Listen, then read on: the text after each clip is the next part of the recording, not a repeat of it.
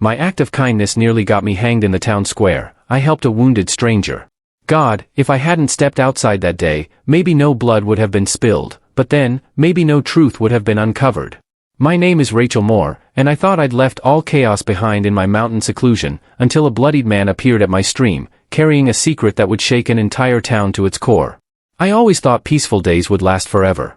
Early mornings wrapped in mist, the distant crow of a rooster, and the crisp mountain air clinging to my skin like a thin blanket woven from memory. My ranch sat quietly on a slope in southern Colorado, where no one needed me, and no one bothered me.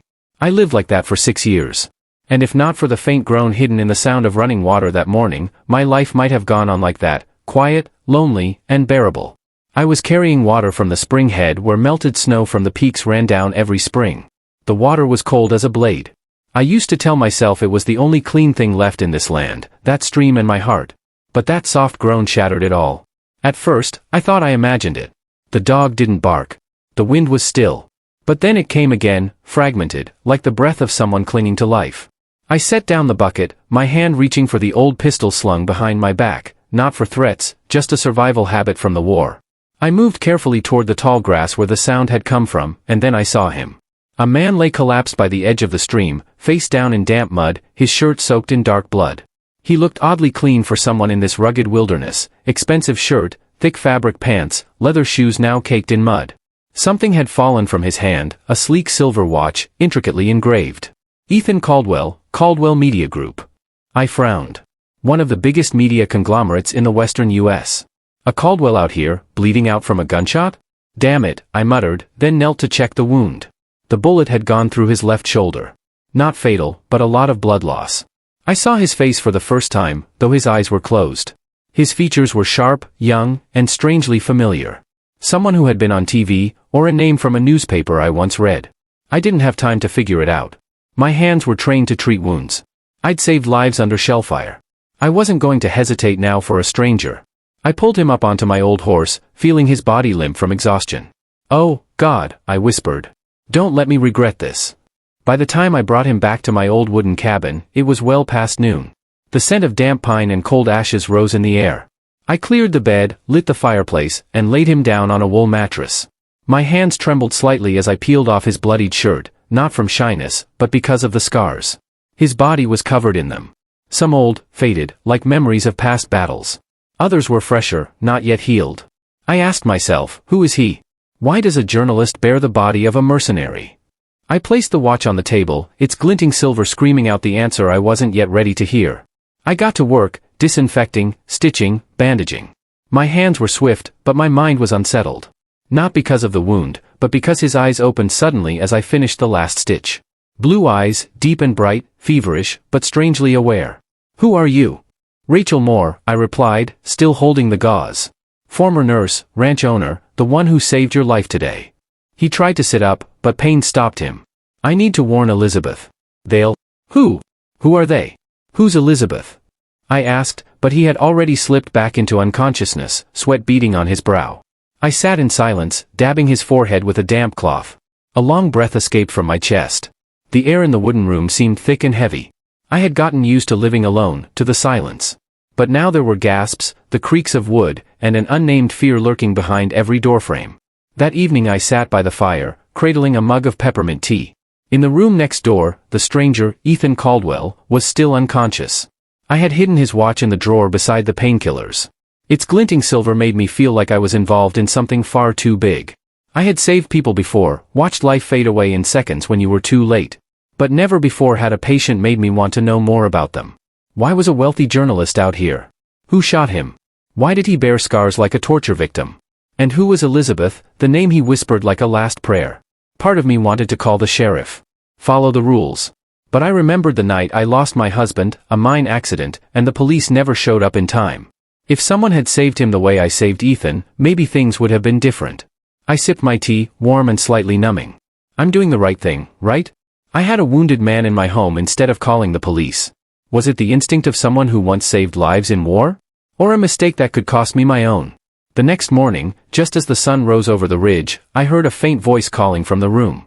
I stepped in and saw Ethan propped up on his elbow, his face still pale, but more alert. "You really saved me." I nodded and sat on the edge of the bed. You still have a fever, but the wound is starting to heal. If there's no infection, you'll be okay. He gave a weak but genuine smile. Thank you, Miss Rachel. Something stirred inside me. A mix of warmth and danger. Not because of him, but because of myself. It had been so long since someone looked at me with those eyes, trusting, grateful, and maybe something more. I turned away, trying to steady myself. Was I feeling happy? But how could I feel happy not knowing who was out there hunting him? I stood in the kitchen, gently stirring a pot of thin porridge, but my mind was far away. I hadn't slept at all. Every gust of wind against the wooden walls, every hoot of an owl in the pine grove, made my heart race, not from fear, but from the sharpened instinct of someone who'd crossed the line between life and death too many times. I used to believe I had locked the past behind me, that nothing could drag me back to the place of doubt, dread, and the sensation of being marked by forces unseen. Until I saw the scar running from his left collarbone down to his ribs. It wasn't a random injury. It was torture. Each slash, every hardened welt, felt like symbols in a code, encoding a life I wasn't meant to understand. But now I was involuntarily tangled in it. He didn't need to speak. His body had said everything. Perhaps the most unsettling part wasn't the wounds, but the silence he maintained. Even in delirium, even through pain, he didn't cry out, didn't wail. Only once in a while his dry lips murmured two words, Elizabeth, the lake. As if his soul clung to them like an unfinished farewell. I brought the porridge into the room and set it on the small table beside the bed. He was still asleep, his forehead damp with sweat, but the fever seemed to be breaking. The bandages were slightly stained with blood, but no longer seeping. I changed them, wiped his brow, my fingers brushing over an old scar near his waist. A cold jolt surged through my fingertips. I tried not to ask, but a voice inside me whispered, "What did they do to you? And why did you endure it in silence?" I didn't want emotion to interfere, but how could I stop my heart from trembling at the sight of this man? Someone who once stood under the spotlight of media empires, now lying helpless on my wooden bed, under my roof, carrying secrets powerful enough to get him killed. I picked up his watch again and opened it gently. Inside, the same engraved line, Ethan Caldwell, Father believes in you. I had read that line more times than I could count, and each time it scratched at my chest. Someone had once believed in him, enough to carve that onto the most precious thing he owned. And now the man carrying it was barely hanging on, and that belief was on the verge of being erased. I couldn't just sit and wait. I needed to know more. That afternoon, I rode out on horseback, leaving him a note and a bowl of cooled porridge. I circled the property, checking the borders like I always did. But in truth, I was watching for other things, tire tracks, unfamiliar boot prints, reflections from afar. Nothing seemed unusual, at least on the surface, but the quiet was too perfect. It reminded me of the stillness before every ambush when I served as a war nurse. A silence so tight it felt like the earth itself was holding its breath before the first shot rang out. By the time I returned, Ethan was sitting upright in bed, his gaze still tired, but clearer. He didn't ask where I'd gone. I didn't ask what he was thinking. We sat in the same room like two soldiers returning from separate wars, exhausted, bruised, momentarily at peace. I sat a little distance from him. The silence between us wasn't heavy, just full of unspoken things. Each of us lost in our own tide of thoughts. I watched him, that face, the straight nose, the determined jaw. But there was a sadness in his eyes. A man like that couldn't have just been the victim of a random shooting. I thought again about the words he mumbled, Elizabeth, the lake must warn. What lake? Who was Elizabeth?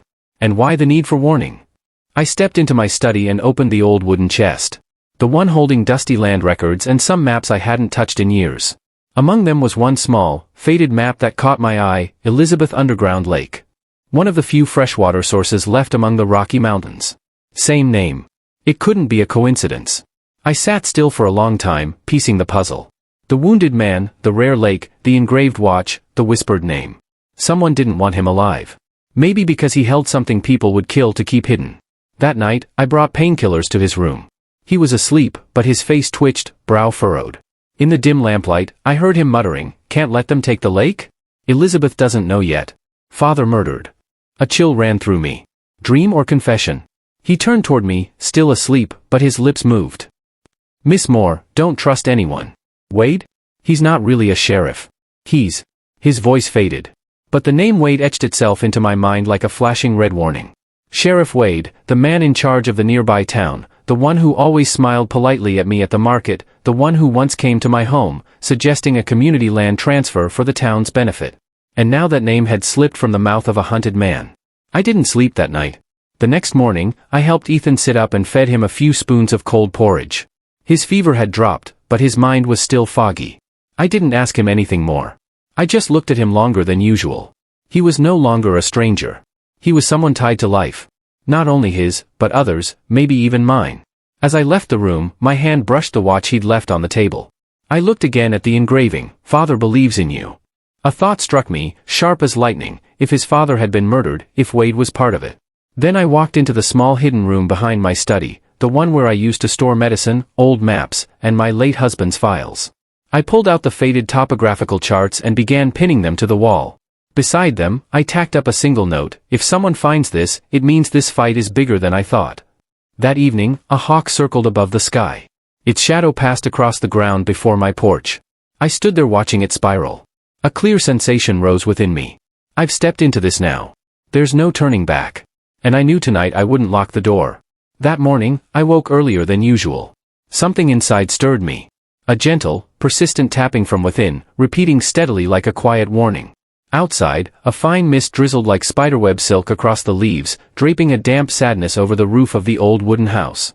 I poured black coffee, my hand trembling slightly even though the stove was still warm. The restless sleep from the night before hadn't fully left my eyes, but my mind was oddly clear, partly because Ethan had talked in his sleep again, this time more coherently: lawsuit, underground lake. Wade will erase everything. I knew then I was no longer just a bystander. Ethan was sitting upright in bed when I stepped into the room. His eyes were fixed on the open window where the pine trees swayed in the moist breeze. The pale light draped his unshaven face, his cheeks thinner from days of fever. But in his gaze there was something alert and heavy. I sat down beside the small table, flipping open a page in my old notebook, pretending to check my supply list. But really, I was waiting for him to speak. I could feel it. Today was the day he would tell me something. And I was right. His voice was not loud, but every word was clear and resolute. It wasn't a confession. It was a report. As if for the past few days, he had been waiting for someone he could trust enough to finally speak. Ethan Caldwell wasn't just a journalist. He was a federal investigative reporter assigned to the Western Mountain region to investigate a corruption ring tied to water rights, a resource now more precious than gold in these arid highlands. Wade Land Development, a name that sounded like a minor real estate firm near the border, was in truth a shell fronting a dark alliance. Behind it lay a chain of shady land acquisitions, false community reclamation efforts, and environmental poisoning of underground water sources, all sanctioned and shielded by local government. Ethan had come close to exposing the operation. But before he could submit the evidence, he was ambushed, hunted, erased from public record. I sat frozen.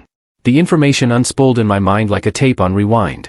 Elizabeth, his younger sister, the sole heir to Caldwell Media, was being deceived into signing over the underground lake their parents had left behind, the primary water source for 3 towns.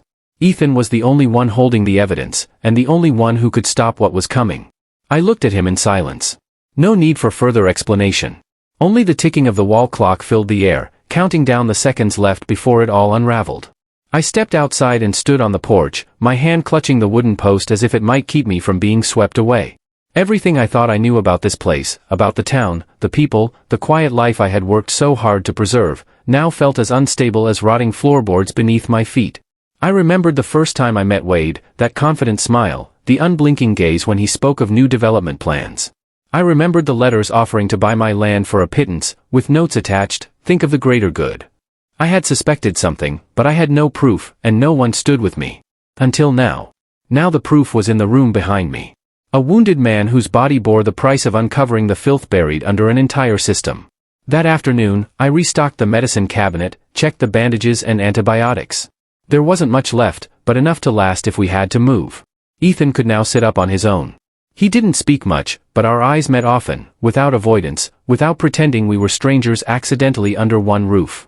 Between us now was a secret and a choice. I could turn him in and know for certain that Wade would ensure he vanished quietly and permanently.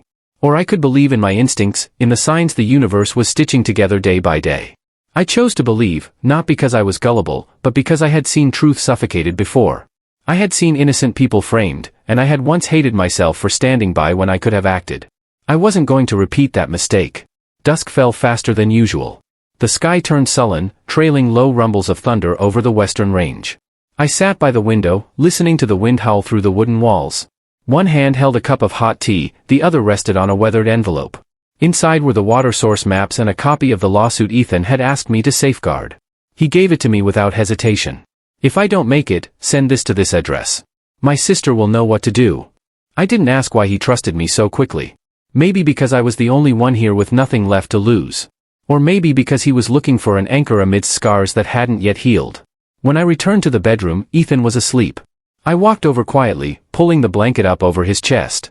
His breathing was steady, his chest rising and falling with rhythm, but his hand remained slightly clenched, as if he still couldn't fully let go.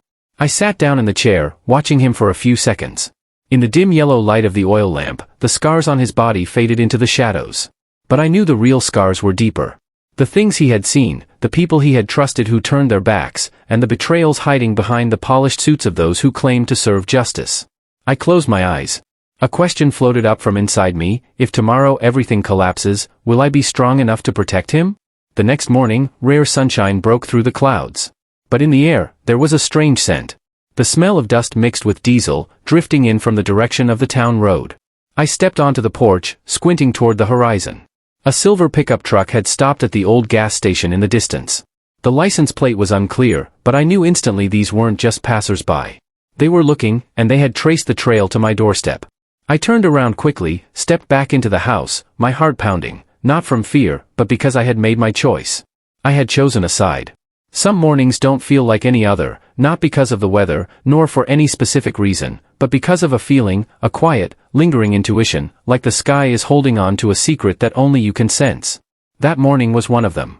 I didn't hear the birds, nor the distant barking from the neighboring ranch. None of the familiar sounds came. Only the wind, soft and cold, carrying the scent of scorched earth mixed with motor oil, slipping through the cracks like a silent messenger. I stood on the porch, hand gripping the wooden post. My heart didn't pound. It just slowed as if bracing. A silver military-style truck stopped at the far slope. I squinted, peering through the faint mist still left from the night before. 4 men stepped out. Semi-military uniforms, no insignias, no courtesy smiles. I knew it was about to begin. I didn't run inside, didn't lock the door, I didn't make a scene.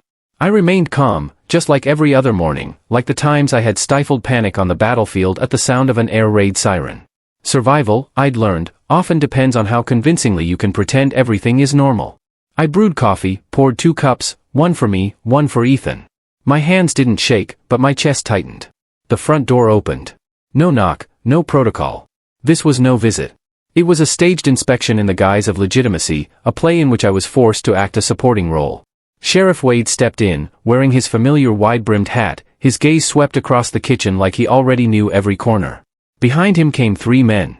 None looked at me for more than a second, but I felt their eyes like needles stabbing into my back beneath the soft morning light. I nodded a greeting, asked nothing, because I knew any question I posed would become an excuse for them to probe deeper. I glanced toward the back, where a door led down to the hidden cellar beneath an old rug. Ethan was down there on a field bed with water, ventilation, everything I had once prepared for emergency use after the war. I never thought it would truly come to this. One of the strangers approached the medicine shelf, pretending to be curious. Another entered the bedroom, the heavy thud of his boots echoing across the wooden floor. Every move was rehearsed.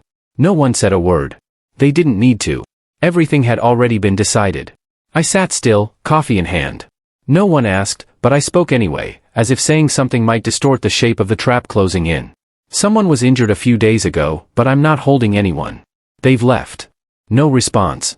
But I saw Wade's hand drift toward his waist where a gun rested beneath his coat. I knew I had just stepped to the edge of a cliff. A soft sound came from the bedroom, a quiet creak, like a stuck hinge. My heart clenched. I clearly heard footsteps freeze. Breathing held. For a moment, time itself seemed to stop before everything could erupt. One of them emerged from the room, holding a silver watch, the one I'd forgotten to put away the night before. Wade's eyes lit up. He held the watch like it was irrefutable evidence of a conviction not yet pronounced.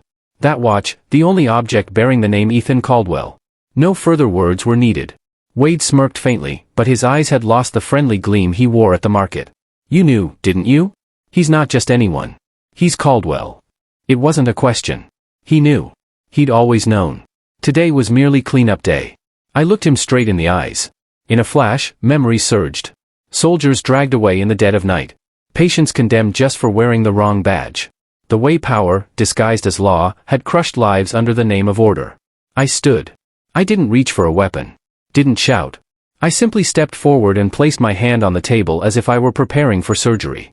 Calm, steady, ready to risk everything. He's not a criminal, I said. And you're not lawmen. No reply. But their muscles tightened, eyes flicked around. They didn't need to find Ethan. They just needed to take me and erase everything else. Wade gave a signal.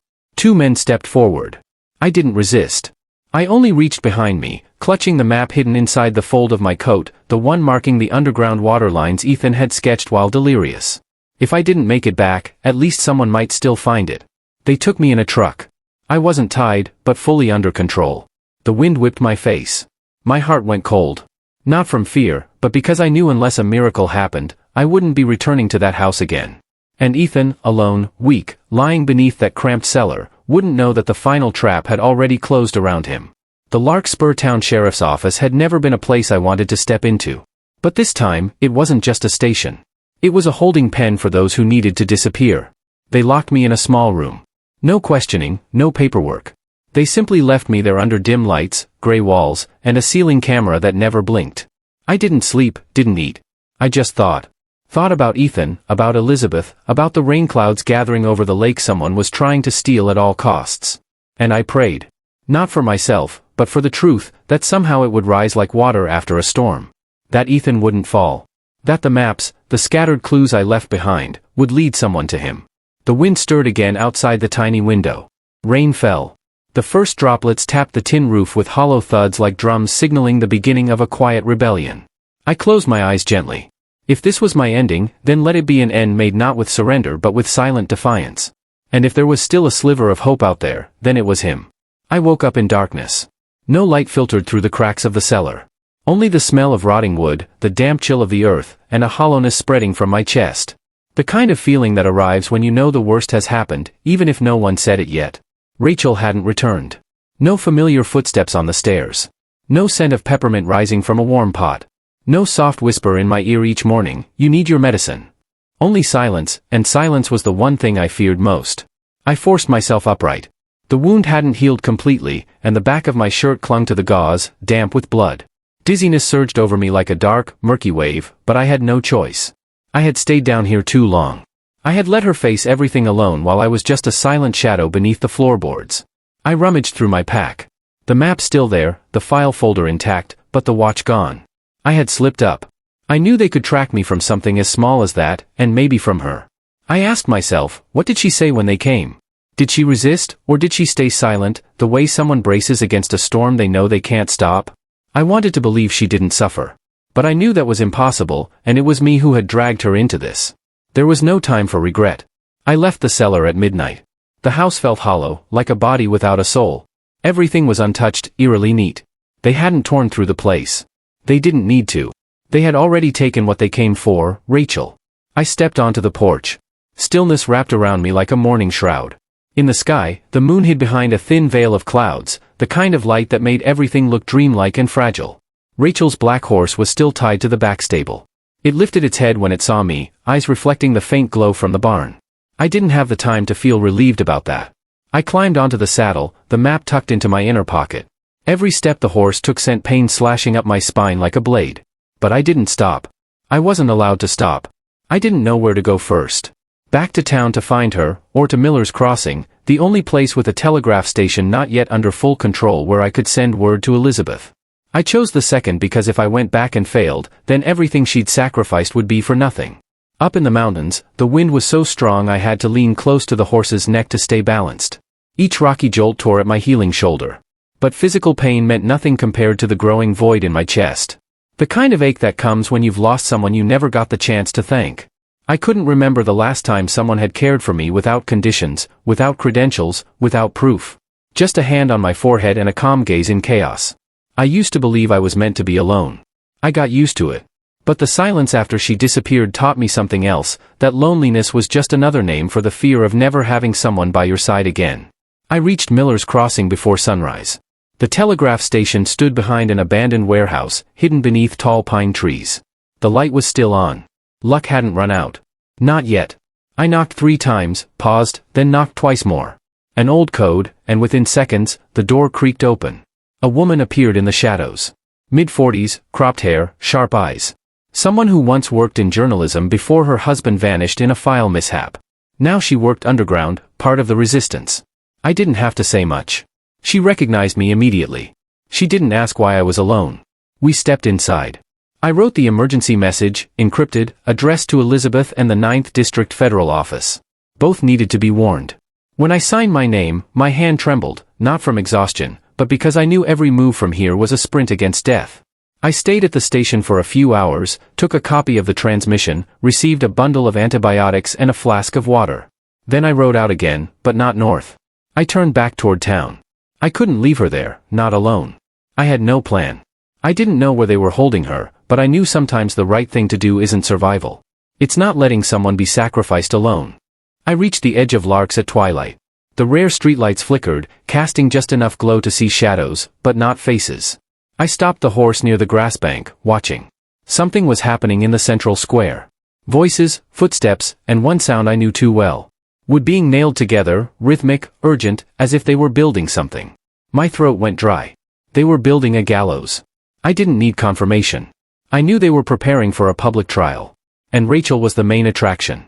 No lawyer, no justice, no defense. I backed away into the shadows, turned the horse around, but before I could ride off, I heard a soft voice call from the pine grove behind the chapel.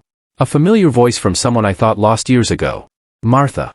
She stepped out, thinner, grayer, but her eyes still sharp, determined, and aching. I've been watching since the day you came to her house, she said quickly. I was a battlefield nurse, an old friend of Rachel's. I don't have much strength left, but I have information and a tunnel. I didn't ask why she trusted me. Didn't ask why she was risking everything. I just nodded. Because sometimes an entire survival network begins with a silent nod between two strangers who understand that truth needs no explanation. We disappeared into the night. I walked, my back still aching, but my head lighter, because now I knew I wasn't alone, and she wasn't either. The wind blew from town, carrying the last hammer strikes on the wooden post rising in the square. And I swore before the sun came up, I would tear that gallows down with my own hands. Not because I was a hero, but because I had been a coward for far too long. When they opened the cell door, I didn't lift my head.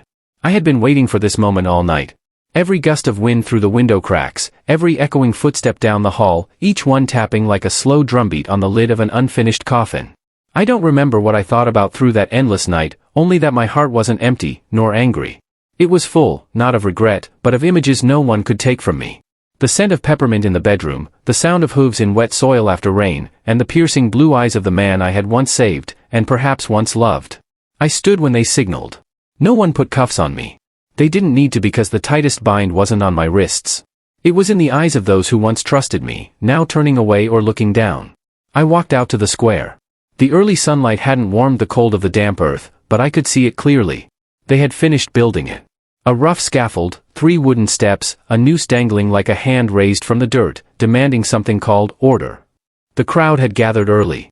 Faces I had once stitched up, helped deliver babies, reset broken fingers, now stared at me in silence, as if I were a ghost pulled from a fevered dream. No one cried, but someone gripped the hand of the person next to them. Someone looked at the ground. A child covered their ears. No one teaches their children how to watch a person being hanged, but they brought them anyway.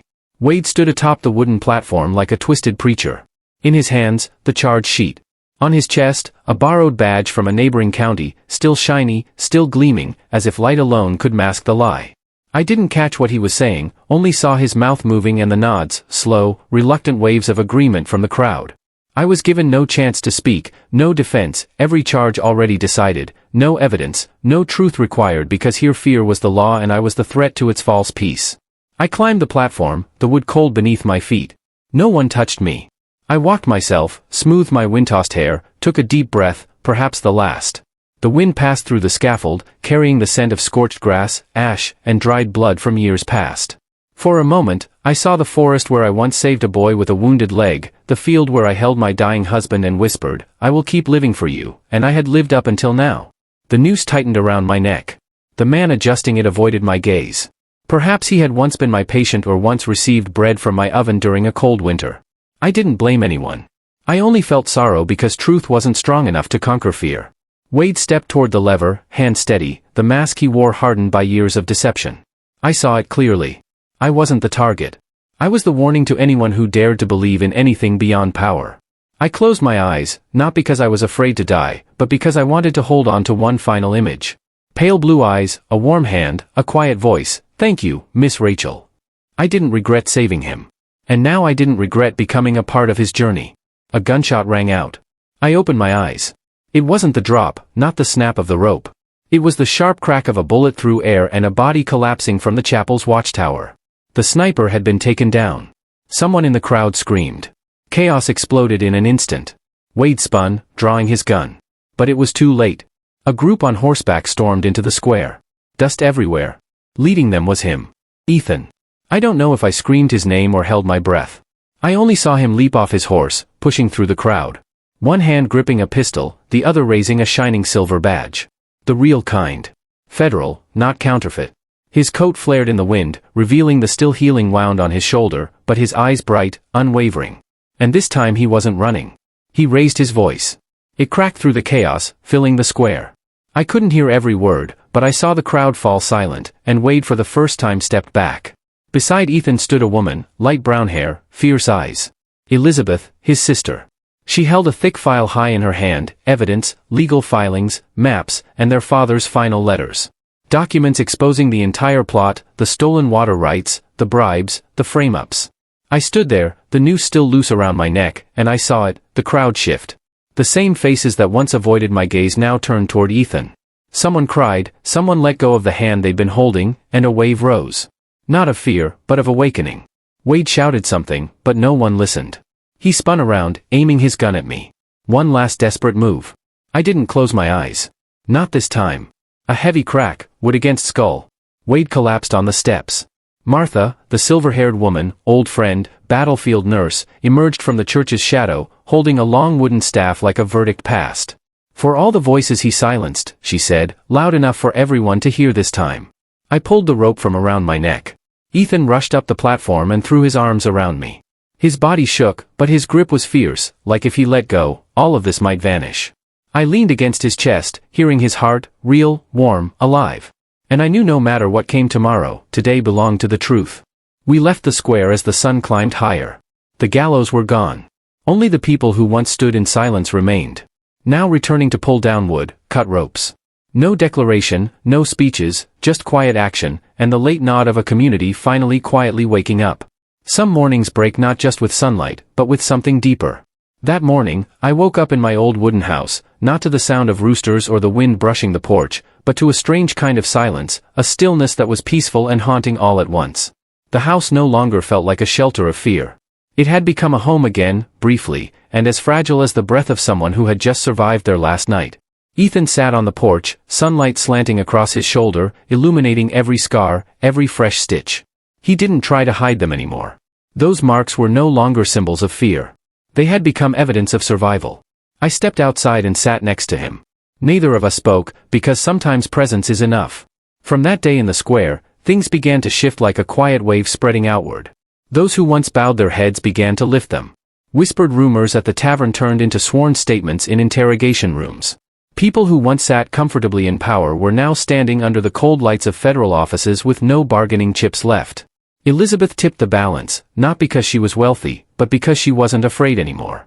In her hands, their father's will, signed with maps, farewell letters, and the final audio recording. A living indictment, not just against Wade, but the network of influence that reached across several states. No one expected the woman who once stayed behind the scenes of media conferences to be the one who would expose an entire system that had been manipulating water rights, the new currency of power in this century. She didn't cry when she told the story. She simply read every word, steady, clear, in front of the public. And for the first time in many years, Larks fell silent to listen to the truth. Wade was taken away on an overcast morning. No sirens, no crowd. He didn't resist. Maybe because he knew the moment Martha's cane came down was when his real power left him. I didn't watch as he passed my house. I stood behind the wooden door, hand resting on the wall, silently counting each step as he walked out of my life. Not because I hated him, but because I had forgiven him, long before he ever realized he was wrong. The weeks that followed flowed like a river between seasons. Grass stood tall again after the first rain. The townsfolk returned to their old routines, but with different eyes. They rebuilt the old market square, once abandoned out of fear. Little flags began to flutter from balconies again. Children played in front of the church, no longer flinching at the sight of a badge. I returned to being a nurse. Not in the professional sense, but in the truest one, someone who holds others' wounds and waits for them to heal. Martha, the silver-haired friend, the battlefield nurse, became an advisor for the new community protection group. She didn't speak much about the past, but I could see something new in her eyes. Peace, a kind she had never carried before. One afternoon, I saw her standing before the old gallows, now dismantled. Its wooden post laid across a patch of dirt. She didn't cry, but I saw her lips move, maybe whispering the names of those who had passed before justice could reach them. A year later, Elizabeth launched a new foundation, Clean Waters, Clear Conscience. It offered legal and technical aid to towns under threat of water rights exploitation. She invited me to speak at the opening ceremony. I declined. I didn't need to stand on a stage. I just wanted to remain behind the scenes as I always had, quietly stitching together the torn places others tried to forget. Ethan spoke in my place. He told the story, unpolished, unedited, just the truth, about a man who was shot, a woman who saved him, a town that had lost its soul, and how it reclaimed its conscience through a gallows that was never dropped. The story spread everywhere, not because it was sensational, but because it was what people had been waiting for, hope. On the final afternoon of summer, I stood at my doorway, holding a cup of tea, watching the sunset spill over the mountains in the distance. The wind carried the scent of pine and soft jazz from the radio inside. Ethan came out from the barn, hands dirty with soil. He'd just finished planting a new row of trees near the walkway. We should have a living fence, he'd said that morning. Softer than wood, stronger than metal. I looked at him. I didn't respond, but I knew. We were both learning to believe again in something lasting. Not in law, not in badges, but in the hands that don't let go, even when the storm comes. There's a scent I can't quite describe. The smell of the first autumn after the storm. The smell of wild grass growing back. The scent of smoke from a kitchen stove mingling with the night's mist, and the faint ink of freshly printed paper from the tiny press at the end of town, where Ethan would spend quiet afternoons typing old truths as if drawing blood from his heart and pouring them into story. People said Larks had changed, but I don't think so. It didn't change. It woke up like someone who had been asleep for too long, now looking in the mirror, full of wrinkles, scars, and unexpected chances. We didn't move away. Even though we could have. Even though I still caught wary glances at the gas station or the bakery, looks not yet free from old suspicion. But it didn't matter. I learned something through it all. Forgiveness isn't erasing. It's choosing to live with memory and still choosing love. Ethan stayed for his own reasons. He never explained them, but I could feel it. This place had become part of his healing, just like it had become mine. We planted trees, not for decoration, but to anchor life. A tree, if its roots grow deep enough, learns how to hold the earth, even when the wind rises. We adopted a small dog, found by the roadside. Scruffy brown fur, round, startled eyes. I named him Ash, not because of the past, but because I believe every life can grow again from ashes. The old wooden house was repaired bit by bit. Ethan built a new porch where we could sit in the evenings and watch the sun fall between the mountain gaps. The same place where gunfire had once echoed a year ago. Now there were only the sounds of a horse breathing, leaves rustling, and sometimes laughter. Martha visited every Saturday morning, bringing cornbread or old books. Sometimes we just sat in silence, steeping tea. But the silence no longer carried caution.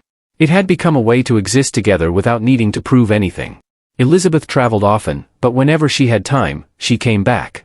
She said, "This place feels like my father's last whisper." And I understood, not because this was where he spent his final days, but because this was where the things he believed in still lived. Justice, humanity, and truth. Fragile, but worth keeping.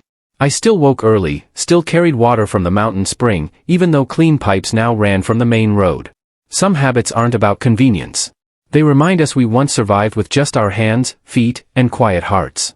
I planted more vegetables, taught a few local kids how to bandage, how to count a heartbeat, how to stay calm when blood flows. Not to make them nurses, but to teach them how to preserve life even when everything else seems to fade. Ethan opened a small community info center, just 2 rooms wide, but its light stayed on every evening. He no longer wrote national exposés. Instead, he helped people write appeals, send letters to district boards, craft replies for those threatened by illegal land grabs. He wasn't an investigative reporter anymore. He became a translator between small dreams and giant systems. And me? Sometimes I just stood by the door listening to the sound of his typing, the glow of the desk lamp casting shadows on his face, and my heart would soften like rain softened earth after a long drought. I don't know when we started calling this place home. Not the day we hung a new sign, not the quiet party Martha hosted. Maybe it was that early winter afternoon when Ethan caught a cold. I sat beside him, wiping his forehead with a warm cloth. He held my hand, eyes closed, lips moving faintly. "Here with you, it's the first time I haven't had to prove anything." I didn't reply. I just held his hand tighter. Because sometimes love doesn't need a declaration. It just needs someone who stays when we're at our weakest. A year after I nearly hung on that platform, a small memorial was placed in the old town square. No statue, no plaque, just a wooden sign that read, "Live as if someone once stood here for what was right." No one mentioned my name, but everyone knew, and I didn't need recognition. I just needed to know I didn't choose silence. Sometimes I sit alone, looking out at the sky blurred between the twin ridges. I remember it all. Ethan's groan by the river, the sleepless nights of worry, the crowd's eyes beneath the gallows, Elizabeth's voice rising for the first time, and a small child's hand placing a wild daisy into mine. I don't think of myself as a hero. I'm just a woman who once lost everything and chose to stand up even when no one asked. That night, Ethan and I sat on the porch. Ash lay stretched out at our feet, breathing steady. The sky above was high and wide, stars twinkling like pinholes in a soft black quilt covering the world. I leaned on his shoulder, said nothing. We didn't need to speak. Because between two people who have walked through death, life is the most sacred thing. No words could ever describe. And I knew deep down we had found our home. Not a place without pain, but a place where from the ashes we learned how to love again and to go on living. If justice feels like nothing more than a dream, sometimes someone ordinary like Rachel becomes the light that leads the way. What would you do if you found yourself caught between a quiet life and a dangerous truth? Would you risk everything for a stranger? Tell me your thoughts in the comments below.